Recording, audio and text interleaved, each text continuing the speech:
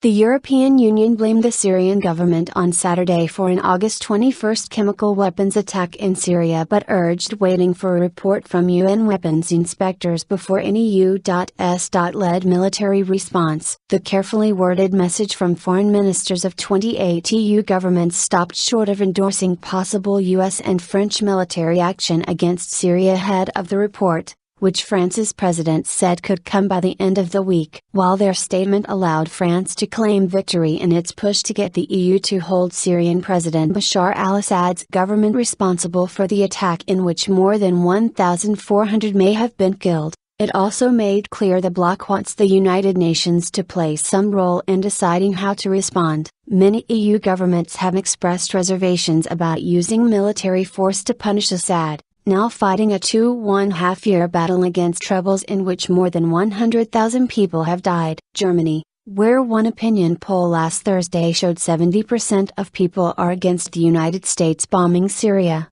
and other nations have opposed taking action before UN inspectors can present their findings. Public debate has intensified in the United States and in Europe during the week since US President Barack Obama said he believed Washington should launch targeted airstrikes on Syria to deter Assad, and others, from using chemical weapons, but he would ask Congress for the authority to do so. Obama made that decision after the British Parliament voted against Britain taking part in a strike, and US opinion polls showed significant opposition to one, suggesting that he would be somewhat isolated if he ordered military action on his own. US officials hailed the EU statement as showing support for EU.S.-led strike was growing, but the EU stance also highlighted the doubts many nations have and the time it may take to convince them, if they can be convinced. A clear and strong response is crucial to make clear that such crimes are unacceptable and that there can be no impunity, EU Foreign Policy Chief Catherine Ashton said,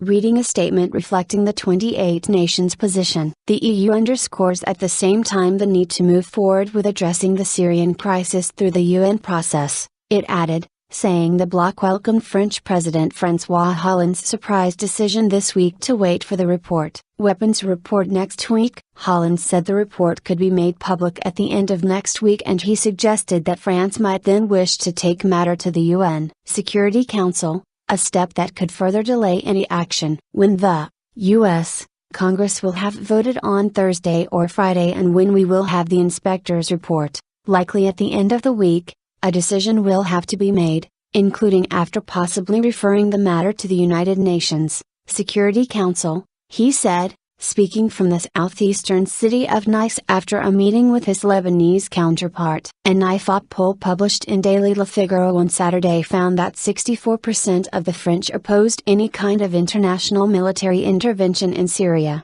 up 19 percentage points in just 1 week, with even more, 68%, opposing a French intervention in the war-torn country. On the Montmartre Hill in Paris, several hundred Catholics prayed and fasted inside the Sacré-Cœur Basilica. Chants in French and Arabic resonated under the whitewashed dome overlooking the city in one of dozens of vigils held across France on Saturday evening. U.S. Secretary of State John Kerry said he would convey the European desire to wait for the UN report to Obama, but made clear that the U.S. president was keeping his options open. Obviously, this will be a point of discussion, and we will take that decision under advisement. But, the president has given up no rights of decision, Kerry told reporters at a news conference with French Foreign Minister Laurent Fabius. After the EU agreement, Germany said it would sign a statement supported by 11 nations at the Group of 20 summit in St. Petersburg, Russia, on Friday that backed a strong response to the alleged use of sarin gas against civilians. Germany said it did not sign on Friday because it wanted to see an EU consensus on the issue first. Ashton said the ministers' meeting in the Lithuanian capital had agreed that information from a wide variety of sources seems to indicate strong evidence of the Syrian government's responsibility. The EU minister's statement,